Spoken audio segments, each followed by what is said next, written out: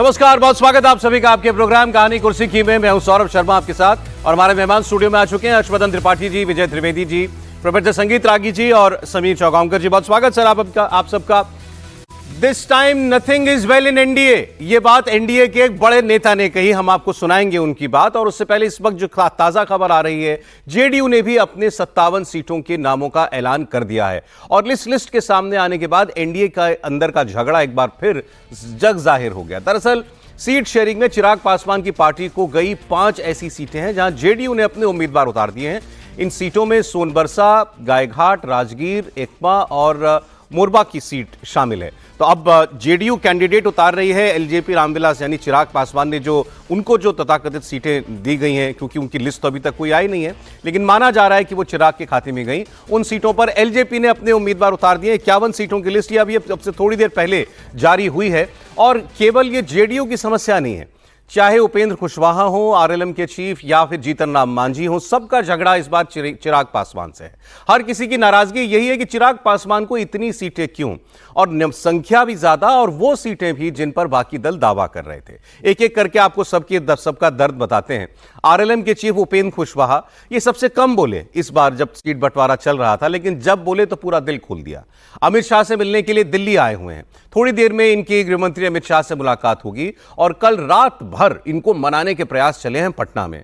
उप मुख्यमंत्री सम्राट चौधरी से लेकर केंद्रीय मंत्री नित्यानंद राय सब उपेंद्र कुशवाहा के साथ बातचीत कर रहे थे, इनको मना रहे थे। लेकिन जब बात नहीं बनी तो अब वो सीधे बीजेपी हाईकमान से मिलने के लिए दिल्ली आ रहे हैं। दरअसल बताया ही जा रहा है कि महुआ सीट को लेकर उपेंद्र कुशवाहा खासे नाराज हैं। उपेंद्र कुशवाहा महुआ सीट से अपने बेटे को टिकट दिलाना चाहते हैं, लेकिन कहा जा रहा है कि महुआ सीट भी चिराग पासवान के खाते में चली गई है। दिल्ली रवाना होने से पहले उपेंद्र कुशवाहा पटना एयरपोर्ट पर बात कर रहे थे और वहां उन्होंने कहा सब कुछ ठीक हो जाए, इसीलिए ही दिल्ली जा रहे हैं।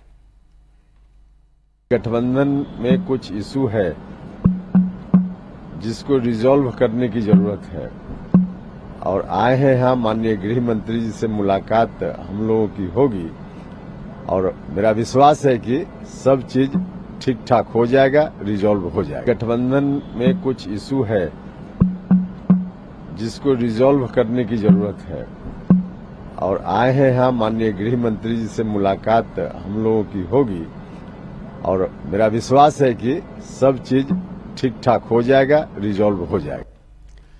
अब जितने अच्छे मन से यहां दिल्ली पहुंचने के बाद उपेंद्र कुशवाहा जी नित्यानंद राय के बगल में खड़े होकर यह बात कह रहे थे कि कुछ इश्यूज हैं, ठीक हो जाएंगे, लेकिन दिल्ली जाने से पहले वो साफ साफ कह रहे थे कि एनडीए में कुछ भी ठीक नहीं है।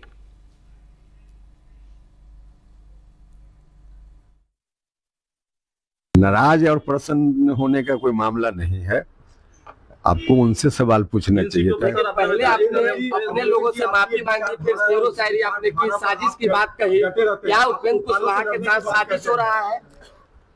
देखिए, क्वालिटी ऑफ सीट नहीं मिला है। This time nothing is well in NDA. अब यह साधारण बयान नहीं है कि इस बार एनडीए में कुछ भी ठीक नहीं है। वो अपनी बात कहते या किसी एक सीट की बात कहते या ये कहते कि दो चार सीटों का मामला है, सुलझ जाएगा। उन्होंने कहा कुछ भी ठीक नहीं है इस बार एनडीए में। उपेंद्र कुशवाहा इस बार विधानसभा चुनाव में अपनी डिमांड से पीछे हटना नहीं चाहते। खबर यह भी है कि वो अपनी पत्नी के लिए भी टिकट चाहते हैं। कुशवाहा चाहते हैं कि उनकी पत्नी स्नेहलता को सासाराम की सीट से चुनाव लड़ाया जाए। उनके बेटे के बारे में तो हमने आपको बताया कि महुआ की सीट वो उनके लिए डिमांड कर रहे हैं। उपेंद्र कुशवाहा ही नहीं, केंद्रीय मंत्री जीतन राम मांझी भी बेहद नाराज हैं, अब तो खुलकर नाराज हैं। मांझी अब नीतीश कुमार के समर्थन में उतर आए हैं। हालांकि जेडीयू से किसी ने नहीं कहा कि नीतीश नाराज हैं या नीतीश ने अपने सहयोगियों से कहा है कि इन सीटों पर क्यों समझौता कर लिया, लेकिन खबरें मीडिया में आई, हमने भी आपको बताया, तो वो बातें जीतन राम मांझी ने उठाई। उन्होंने कहा हम बिल्कुल ठीक हैं, बिल्कुल ठीक कह रहे हैं नीतीश कुमार, और हम उनकी नाराजगी से सहमत भी हैं, और अब तो वो चिराग के साथ फ्रेंडली फाइट की तैयारी भी कर बैठे हैं। जीतन राम मांझी ने बोध गया और मखदूमपुर सीट से अपने कैंडिडेट उतार दिए, उनके नाम अनाउंस कर दिए। ये दोनों सीटें चिराग के खाते में आई हैं और उन्होंने कहा कि किसी और पार्टी को क्या हक है कि वो जेडीयू की सीटों पर अपने उम्मीदवार उतारता, इसीलिए उन्हीं की तर्ज पर अब हम भी इन 2 सीट पर अपने कैंडिडेट देंगे। उनका गुस्सा एकदम जायज है, मैं उनके गुस्सा से सहमत हूँ। जब डिसीजन हो गया है तब फिर जदयू के सीट पर कोई दूसरा क्यों सिंबल दे रहा है, और हम उनसे सहमत होते हुए हम भी जो बोध गया से पार्टिकुलर नेता का जो सीट मिला है वहाँ, और मखदुमपुर से जो सीट मिला है वहाँ भी हम अपना लोगों को सिंबल दे रहे हैं। हम नाम नहीं जानते हैं, लेकिन हम नीतीश कुमार जी के स्टेप से सहमत होते हुए हम भी 2 जगह अपना सिंबल दे रहे हैं। तो नीतीश कुमार जी के कंधे पे रखकर बंदूक चला रहे हैं जीतन राम मांझी। हमारे साथ पटना से नीतीश चंद्र हमारे सहयोगी जुड़े। पहले एक बार उनसे पूछ लें कि ये इतनी मारामारी क्यों है और सबके पीछे केवल एक चिराग वजह। नीतीश, देखिए, निश्चित रूप से चिराग पहली बार चूंकि गठबंधन में है तो जाहिर है 29 सीटें यदि दी जाएंगी तो किसी न किसी सहयोगी दल से ही दी जाएंगी, चाहे वो बीजेपी हो चाहे जेडीयू हो। तो पहली बात तो ये। दूसरी बात ये हुई कि जो एक लिस्ट वायरल हुई थी जो मीडिया में भी कुछ जगहों पे आई, छपी, उस लिस्ट को सच मान लिया गया और इसके बाद से ही जो है ज़्यादा हंगामा शुरू हो गया और उसके आधार पर ही जो है दावे किए जाने लगे। अब लोग लिस्ट सामने आ रही है, जैसे कल बीजेपी की जो लिस्ट सामने आई उसमें 5 ऐसे नाम थे जिसके बारे में ये कहा जा रहा था कि चिराग पासवान के खाते में सीट जा रही है। तो क्या रातों रात बीजेपी ने वो सारी सीटें बदल दी, सुधार कर लिया? ऐसा नहीं था, सीटें बीजेपी के पास ही थी। लेकिन जो तस्वीरें सामने आई, जो वायरल लिस्ट सामने आई उम्मीदवारों की, उसमें एलजेपी के खाते में थी। तो ऐसा लगा कि एलजेपी से वो सीट फिर वापस ले ली गई। और अभी जो जेडीयू की लिस्ट सामने आई है उसमें भी आप देख लें वो सारे नाम हैं जिसको लेकर कहा जा रहा था कि वो एलजेपी के पास जा रही है। चाहे एकमा से धूमल सिंह की बात हो, रत्नेश सदा सोनवर्षा की बात हो, राजगीर की बात हो, तो वो तमाम, राजा पाकर के एक उम्मीदवार अभी मिले, उन्होंने भी कहा कि चर्चा हो गई थी कि एलजेपी के खाते में सीटें जा रही हैं, लेकिन अभी वो सिंबल लेकर मेरे सामने से निकले। तो ये जरूर है कि कुछ सीटों को लेकर पेंच था, लेकिन जितनी बड़ी संख्या में ये विवाद दिखा उसकी वजह ये थी कि जो उम्मीदवारों की जो लिस्ट सामने आ गई थी उसको लोगों ने सच मान लिया, उम्मीदवारों ने सच मान लिया और उनको लगा कि ये उनके खाते में जाना तय है, एलजेपी के खाते में जाना तय है, और इसलिए जो है विरोध शुरू हो गया। लेकिन अब धीरे धीरे तस्वीर साफ हो रही है। लेकिन हाँ, कुछ सीटों पर जरूर ऐसी तस्वीर है जिसको लेकर पेच फंसा हुआ है, जिसको लेकर चिराग पासवान का दावा बना हुआ है।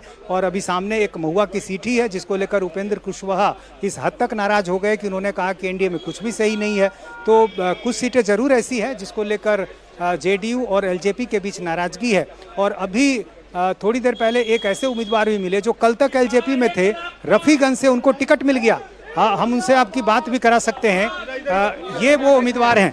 ये बताइए, कल तक आप एलजेपी में थे, कल तक आप एलजेपी में थे, आज जेडीयू में आ गए, तो ये रातों रात कैसे हो गया? नहीं, रातों रात नहीं है, ऐसा कुछ नहीं है। तो एलजेपी, जेडीयू, भाजपा, हम और आरएलएम सब एक है, एनडीए के हम परिवार हैं पहले से।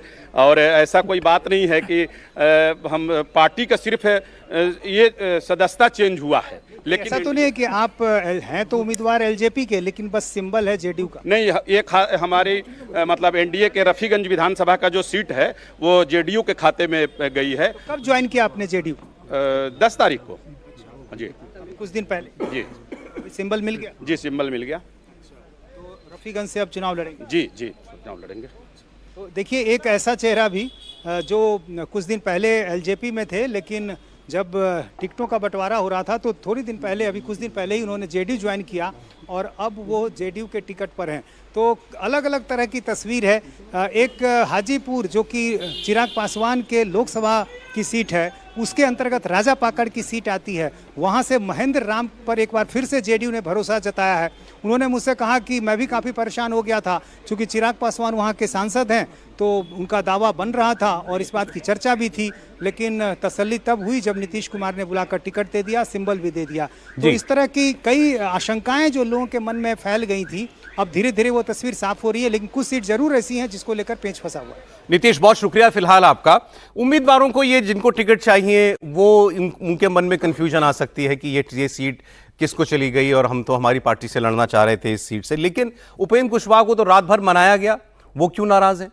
जीतन राम मांझी से भी लगातार लोग बात कर रहे होंगे, उन्होंने कहा कि हम भी 2 सीटों पर जहां पर चिराग ने टिकट दिए हैं वहां पर हम अपने उम्मीदवार देंगे। अब मैं आपको जेडीयू का बता रहा था, 57 कैंडिडेट की लिस्ट जारी की है और इसमें 5 ऐसी सीटें जहां जो एलजेपी की डिमांड वाली सीटें हैं, गया घाट, मोरवा, राजगीर, एकमा, सोनबरसा, यहां से जेडीयू ने भी अपने टिकट दे दिए।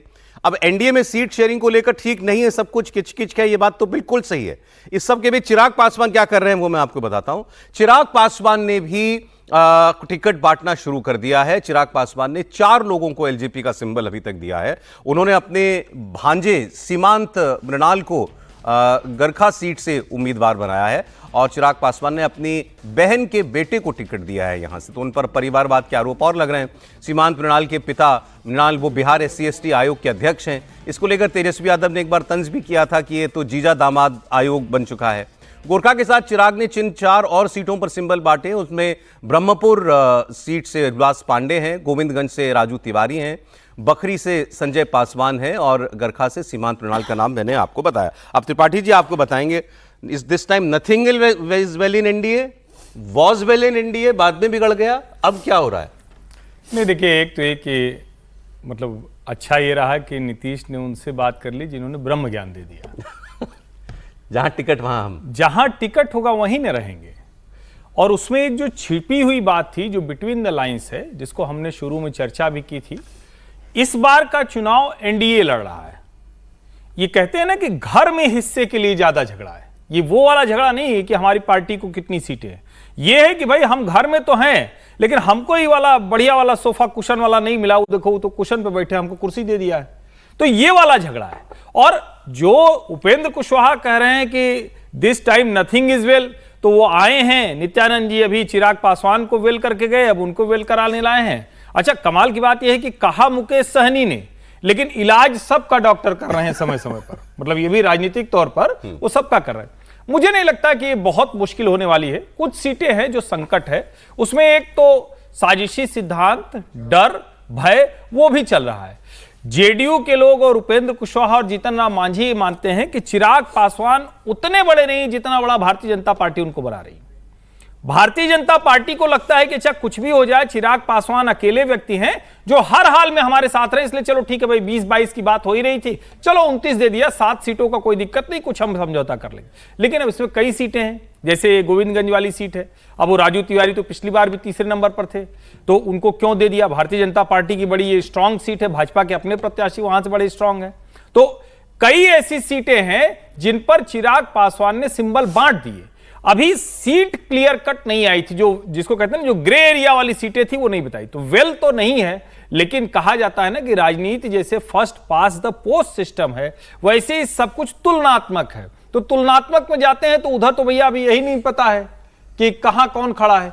उस तुलना में देखें तो एनडीए बेहतर दिखता है, लेकिन मुश्किल है, और वो मुश्किल ज्यादा आशंकाओं की वजह से है कि भारतीय जनता पार्टी चिराग को जो बढ़ा रही है वो अपनी ताकत बढ़ा रही, दूसरों को कमजोर कर। एक बात मैं तब से नहीं समझ पा रहा हूं, मेरे ख्याल से अब तो 2-3 दिन हो गए, शायद 2 दिन, जब वो कौन कितनी सीट पर लड़ेगा ये डिक्लेयर हुआ। उस दिन ये तय नहीं हुआ था कि कौन किस सीट पर लड़ेगा।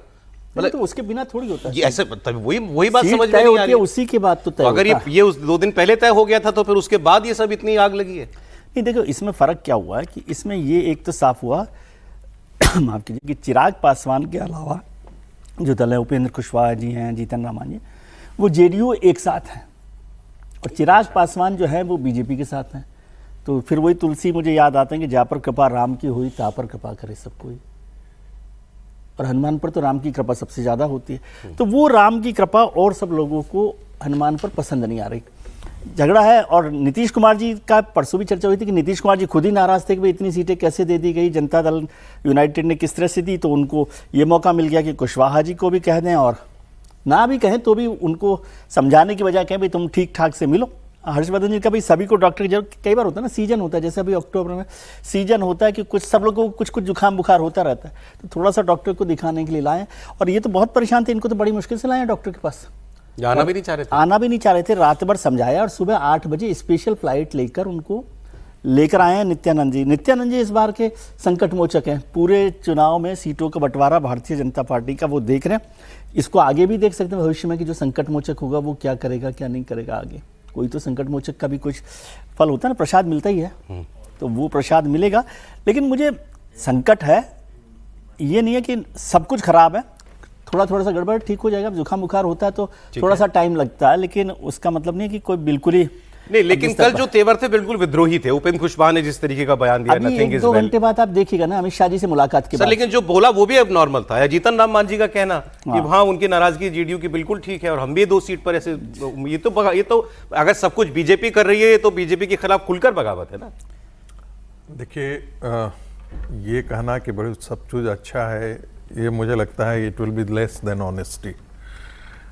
तो सब चीज़ तो अच्छा नहीं है, और कुशवाहा के बीच का भी संघर्ष जो है वो भारतीय जनता पार्टी और उपेंद्र कुशवाहा के बीच में पटना की सड़कों पर बड़ी चर्चित है, बिहार में पूरा चर्चित है।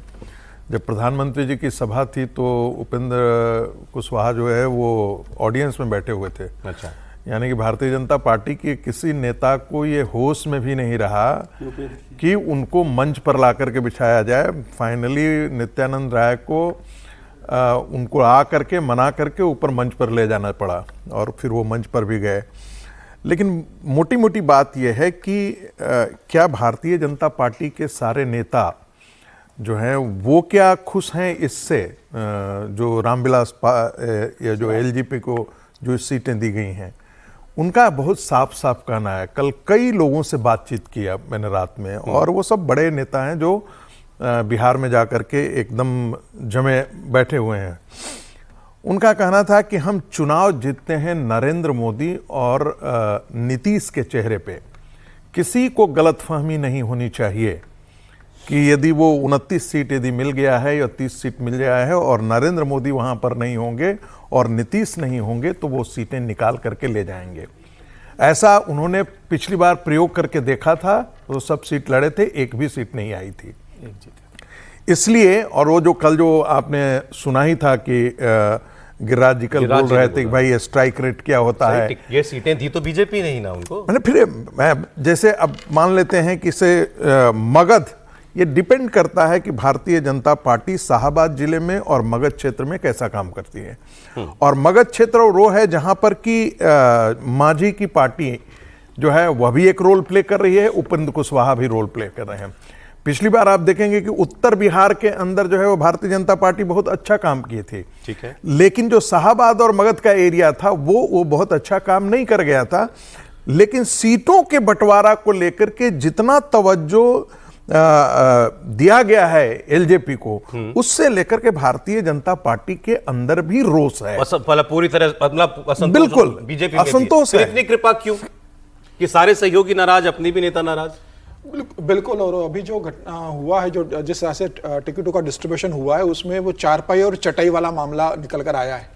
मतलब उपेंद्र कुशवाहा का, जीतन राम मांझी का और नीतीश कुमार का कहना है कि भाई आपने उपेंद्र कुशवाहा और जीतन राम मांझी को तो चटाई पे बिठा दिया और चिराग पासवान को आपने चारपाई पे बिठा दिया, ले जाके सीधे 29 सीटें दे दी, आपने 5 गुना ज्यादा सीटें दे दी। और ये वही चिराग पासवान है, और जनता दल यूनाइटेड इस बात से नीतीश कुमार भी नाराज है कि भाई वही चिराग पासवान है जिन्होंने 2020 के चुनाव में हमारे खिलाफ चुनाव लड़के हमें 43 सीटों पर निपटा दिया था।